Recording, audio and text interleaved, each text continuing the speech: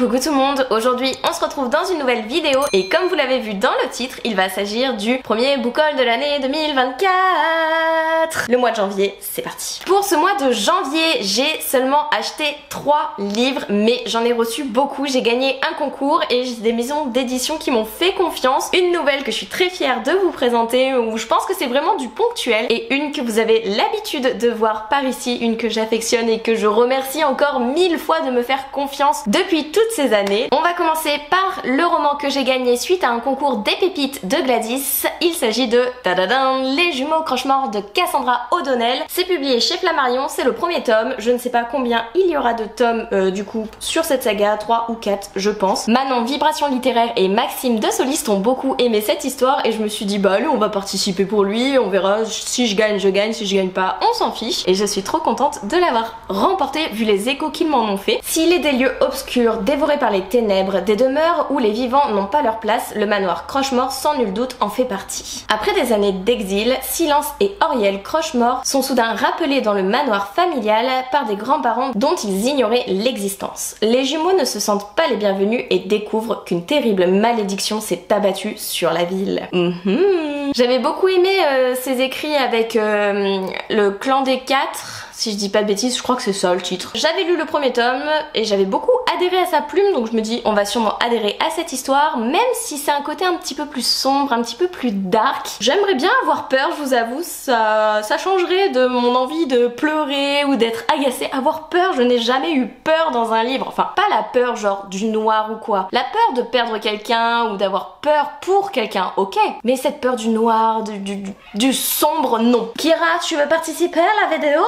Viens avec nous. Le deuxième roman que j'ai à vous présenter, c'est un service presse de la part de la collection R que j'ai déjà lu. Il s'agit de No Kids, donc c'est écrit par Julie Ray, publié chez la collection R. Je l'ai déjà lu comme je le disais. En même temps, comment passer à côté de cette mise en page. On suit 3 protagonistes, donc une fille qui s'appelle Malika qui a 17 ans, qui comme la majorité des membres de sa famille veut devenir militante, veut militer pour les bonnes causes, et ici pour le fait de ne pas avoir d'enfants au vu des difficultés écologiques, économiques, des conditions de vie dans lesquelles son potentiel enfant pourrait vivre et évoluer. Elle a peur, donc du coup elle décide de ne pas avoir d'enfant. Nous avons Morten, son petit copain, qui lui essaye de l'impressionner, de l'accompagner dans ce qu'elle défend, dans ses valeurs, en essayant de s'imposer auprès de sa mère qui est assez carrée, vous voyez ce que je veux dire. Et nous avons Kylian qui lui a perdu son père, qui est en bad mood total, qui est très discret, qui est très réservé, qui est l'ami de Morten, donc du petit copain de Malika. Et du coup on va suivre ce petit trio qui ont 3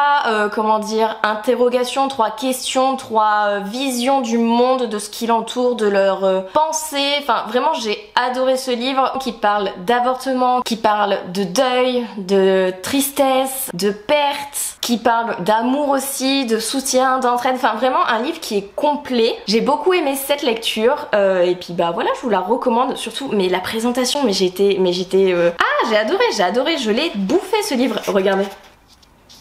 Je l'ai vraiment bouffé ce livre. Second roman que j'ai reçu de la part de la collection R, c'est une sortie toute récente. J'ai trop hâte de le découvrir. Il s'agit du Chant des sirènes, donc c'est écrit par Amy Goldsmith. C'est publié du coup chez la collection R. La mer n'est généreuse que lorsqu'elle est rassasiée. Tout ce qui brille n'est pas de l'or, un huis clos horrifique et mythologique dans les profondeurs de l'océan. Je ne vous lirai pas le résumé, je veux vraiment me laisser la surprise. On le sait, tout ce qui est mythologique, ce n'est pas du tout mon genre de prédilection, mais je me suis dit, ça fait un peu fantasy avec du coup la notion des sirènes et tout, et je me suis dit ça je peux adhérer. Donc peut-être que la notion de mythologie je vais arriver à passer outre, j'avais envie de le découvrir, voilà, concrètement j'avais envie de le découvrir, j'adore la couverture, je fais confiance à la collection R aveuglément. Allez, peut-être qu'ils vont me réconcilier avec la mythologie, hein, qui sait. Sur ce mois de janvier, j'ai vraiment été raisonnable, j'ai vraiment été fière de moi, j'ai vraiment sélectionné mes achats et je n'ai acheté que 3 livres, c'est les 3 prochains livres que je vais vous présenter, enfin il y a 2 livres et après il y a un petit quelque chose qui change des livres. Je vais pas vous faire languir 10 000 ans, c'est une BD, tout simplement.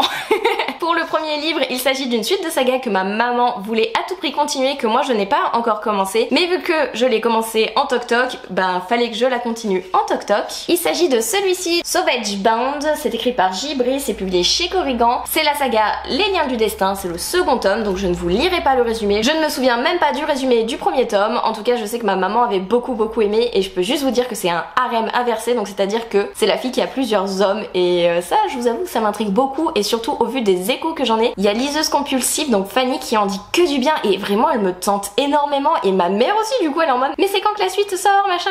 Là je lui ai pas encore donné, parce que le premier tome je vous promets je lui ai donné, elle l'a fini, elle voulait la suite, je lui ai dit mais maman stop, je t'ai dit que c'était une saga en 6 tomes et que ça sortait pas tout de suite, donc attends un peu. Par contre on en parle de l'objet livre, je le trouve trop beau, vraiment, la couverture et tout, enfin je suis fan, vraiment. Second livre que je me suis procuré, c'est une maison d'édition que j'ai beaucoup dans ma bibliothèque, que je n'ai pas beaucoup lu forcément. C'est une suite de saga, je n'ai pas lu le premier tome, mais sous vos conseils, j'ai acheté la suite de Belladonna.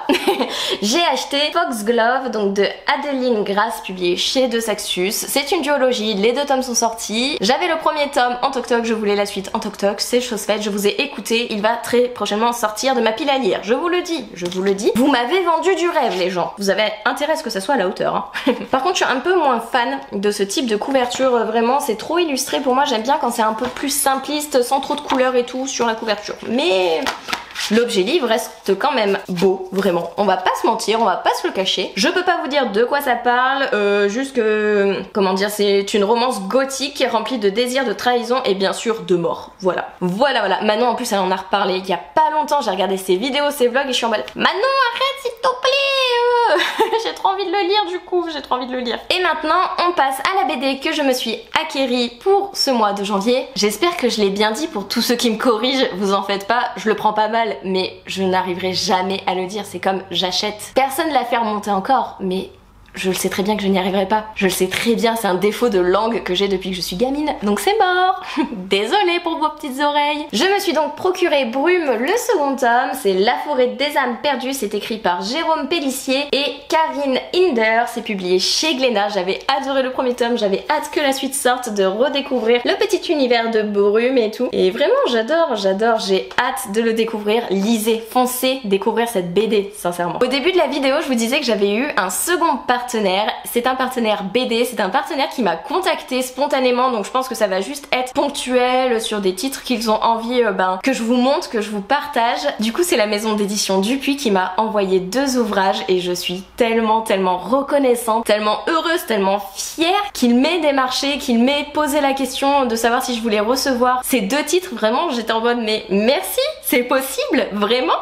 Il s'agit du premier et du second tome de Trésor, donc c'était écrit par Pauline Delaprovoté et Jean-Baptiste Sorel, du coup publié chez Dupuis. J'ai reçu les 2 titres à l'occasion de la sortie du second titre, donc que vous voyez ici, juste ici, là, le bleu, le vert, là. Je leur ai dit mais j'ai pas le premier tome et tout, ils m'ont dit bah c'est pas grave, on t'envoie le premier qui est ici en marron, qui est trop beau, je suis trop fan. Pour le speech de l'histoire, c'est 9 ans, c'est un peu juste pour naviguer seul en pleine mer, mais Trésor et sa bande ne reculeront devant rien pour sauver leur bateau fétiche. Même si la tempête gronde et que les adultes sont à leur trousse, les apprentis pirates sont prêts à toutes les éclaboussures dans cette aventure qui va bouleverser leur quotidien. Je sais pas du tout combien de tomes il y aura, mais je suis fan de la présentation, je suis fan des illustrations, de la colométrie, de l'histoire en fait. Je suis trop fan, merci. Si Dupuis ne me les aurait pas proposés, sincèrement je m'y serais penchée car j'adore l'illustration, vraiment ça a l'air fou et en même temps drôle et en même temps mignon et choupi. Et on voit qu'il y a une grande sœur là qui est en train de bouder, j'adore. Du coup, 8 livres rejoignent ma pile à lire en ce mois de janvier, mais j'avoue que je suis encore une fois très fière de moi de ne pas avoir acheté plus que de raison. J'ai reçu plus que de raison, mais merci encore aux maisons d'édition, notamment du coup à la collection R et à Dupuis. J'ai remporté un concours, on peut dire aussi que je suis chanceuse.